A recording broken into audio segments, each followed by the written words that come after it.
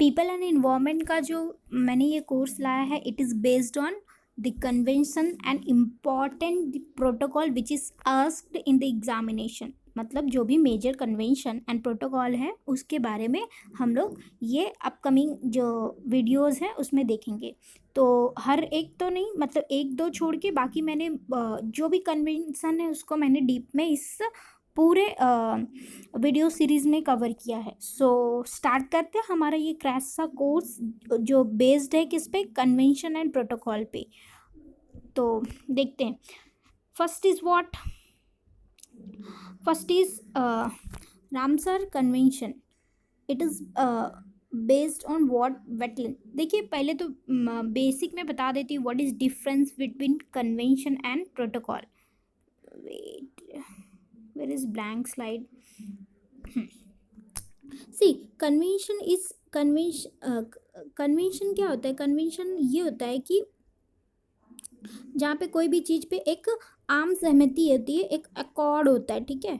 But when हम protocol की जब बात करते हैं, प्रोटोकॉल की बात करते हैं, ये अग्रीमेंट है। Convention is more related to agreement के ही साथ इसे माना जाता है।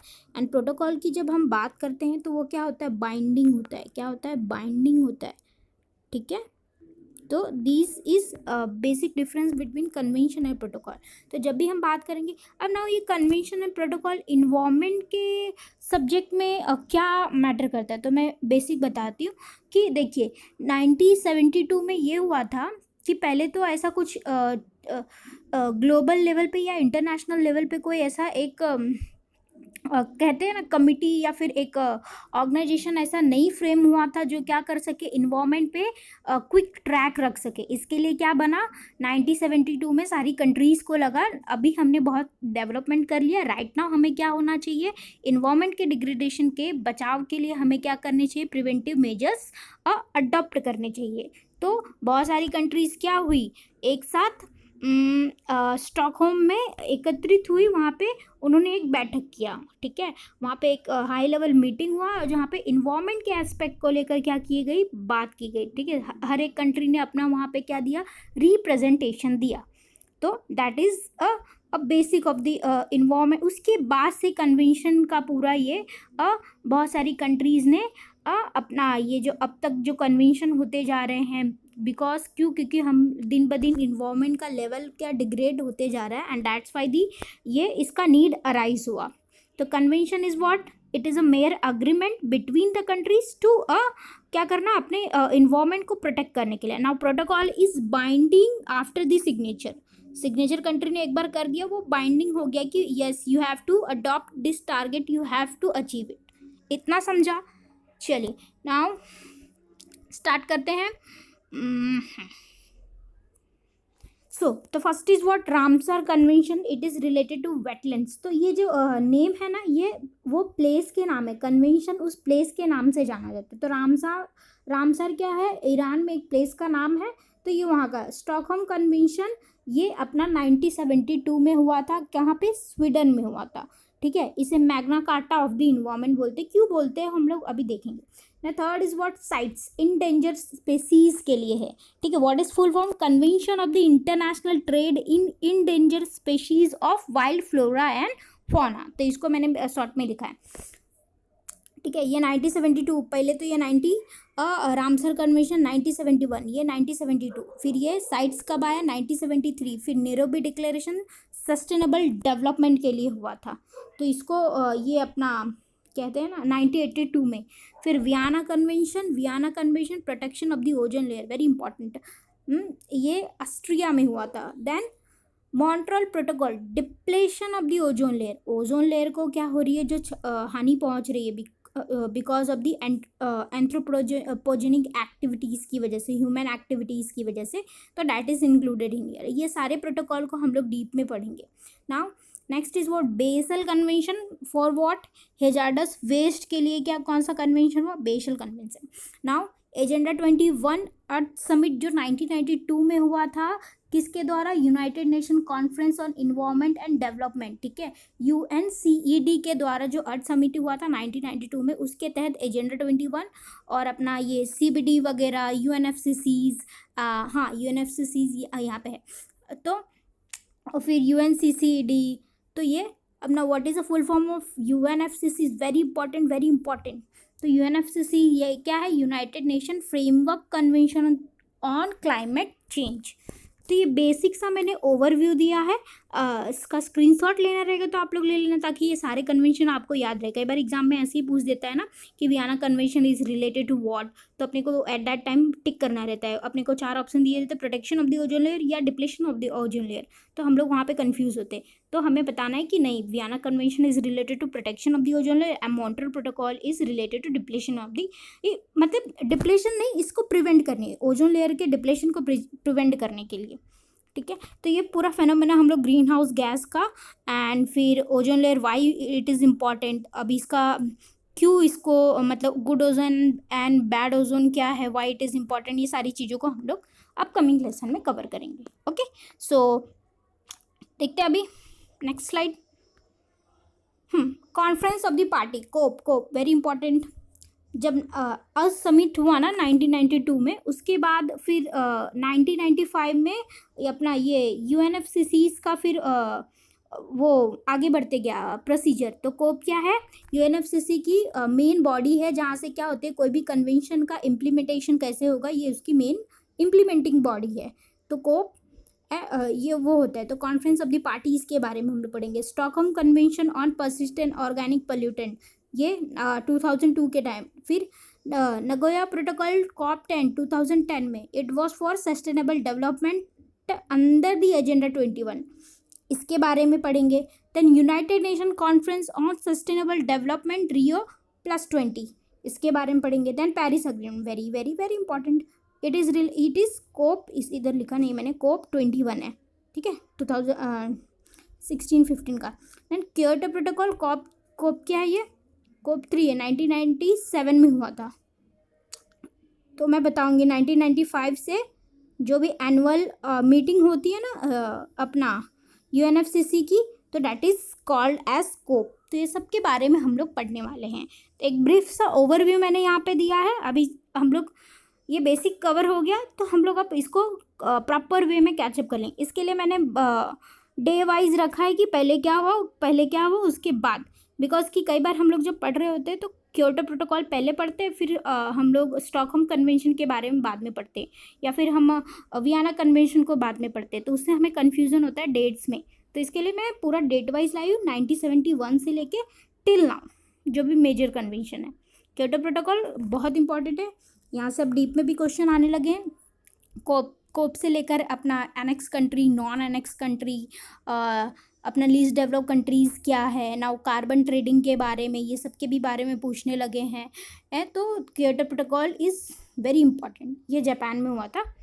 चलिए now first is what, Ramsar convention के बारे में पढ़ेंगे आज। रामसार एंड स्टॉकहोम को कंप्लीट करेंगे। तो Ramsar convention is related to what? Wetlands. ये क्वेश्चन पूछ दिया है कि वेटलैंड से रिलेटेड है। वेटलैंड्स मीन्स व्हाट की आर्द्रभूमि मीन्स की जो दलदली इलाके हैं उनके प्रिवेंशन के लिए, जो उनके कंजर्वेशन के लिए, उनके प्रिवेंशन के लिए, उनके सस्टेनेबल यूज़ के लिए जो कन्वेंशन हुआ, that is called as what? Ramsar convention. और उसके कॉज क्या होते हैं?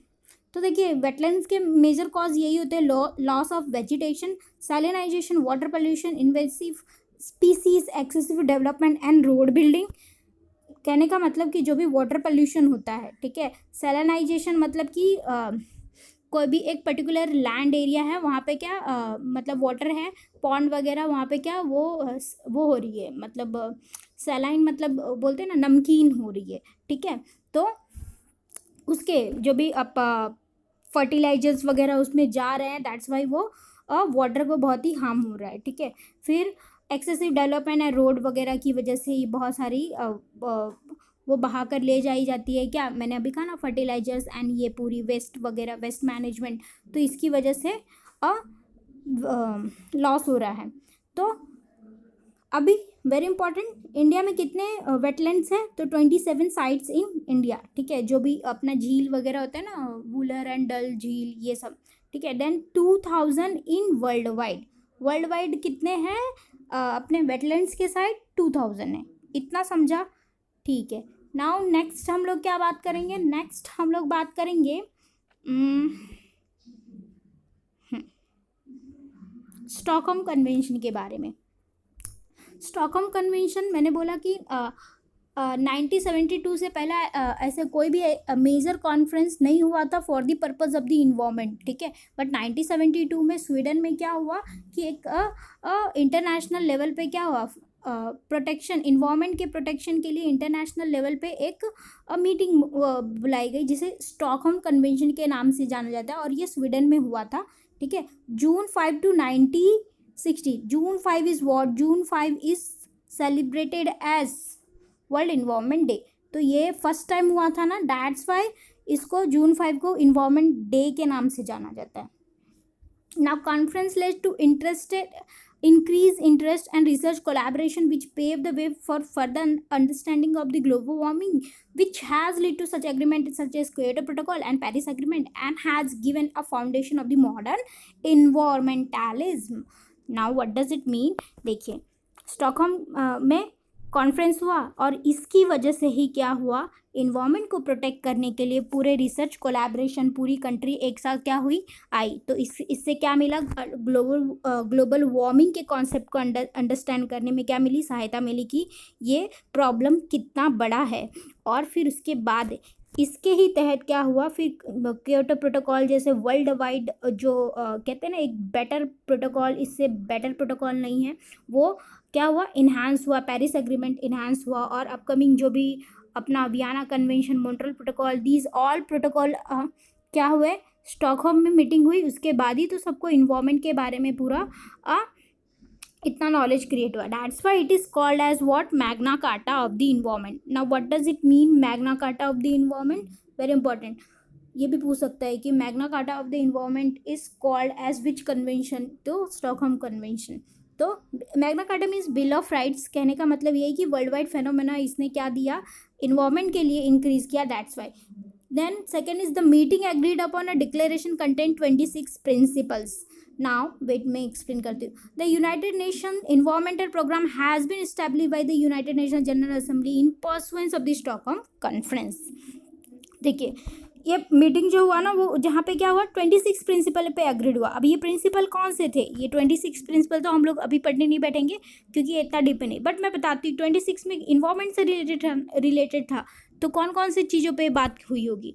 ऑब्वियसली बात है, इन्वायरमेंट से रिलेटेड इशूज़ के बारे में बात हुई रहेगी। तो फर्स्ट इज तो यही हुआ था कि जो भी रिन्यूएबल रिसोर्सेज है एंड नॉन रिन्यूएबल रिसोर्सेज है, उनको क्या करना, एक वाइडर वे में यूज़ करना। देन फिर sustainable use of resources such as ocean, marine life, aquatic life को क्या करना है, बचा के रखना है। यूट्रोफिकेशन एंड बायोमैग्निफिकेशन का फेनोमेना भी हम लोग अपने अपकमिंग लेक्चर में पढ़ेंगे और उसके बारे में भी जानेंगे, ये सब कितना हार्मफुल है फॉर दी एक्वाटिक लाइफ, ठीक है, ओशन के लाइफ में।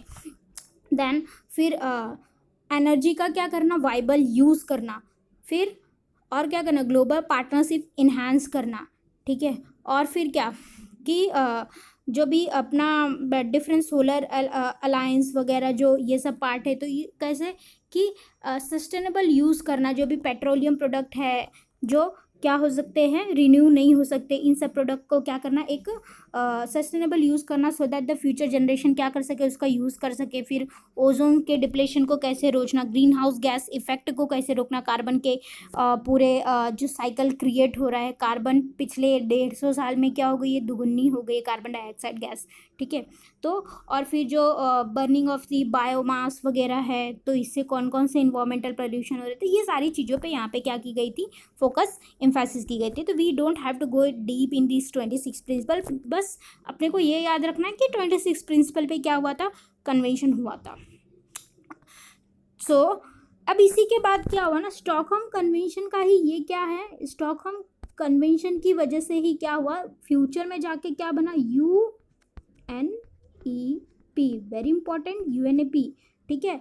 यूनाइटेड नेशन इन्वायरमेंटल प्रोग्राम, इसका अपना ये हेडक्वार्टर कहाँ है? केन्या, नैरोबी में, ठीक है। केन्या एक कंट्री का नाम है और नैरोबी में इसका क्या है? हेडक्वार्टर है। किसका? स्टॉकहोम कन्वेंशन का, सॉरी यूएनईपी का, यूनाइटेड नेशन इन्वायरमेंटल प्रोग्राम का। इतना समझा? तो ये कभी इसका इस्टेब्लिशमेंट हुआ था 1972 में ही, इतना समझा? सो ये वेरी इंपॉर्टेंट है। इसी के तहत फिर आगे वो हुए ये इंटरनेशनल लेवल का मेजर इन्वायरमेंट को प्रोटेक्ट करने के लिए एक ऑर्गेनाइजेशन का स्टैब्लिशमेंट हुआ अंडर दी ये कन्वेंशन। तो ये यहाँ पे now wait, third is what? Sites के बारे में है। Third is what? साइट्स के बारे में पढ़ेंगे। सो साइट्स को मैं सोच रही हूँ कि अपकमिंग लेसन में कंप्लीट करूँगी। राइट नाउ आज के लेसन में हमने Stockholm and Ramsar and major convention के बारे में एक ब्रीफ सा ओवरव्यू ले लिया है। Till then happy learning and please subscribe to the my channel अगर आपको मेरे ये लेसन पसंद आ रहे हैं। So have a nice day everyone, thank you very much.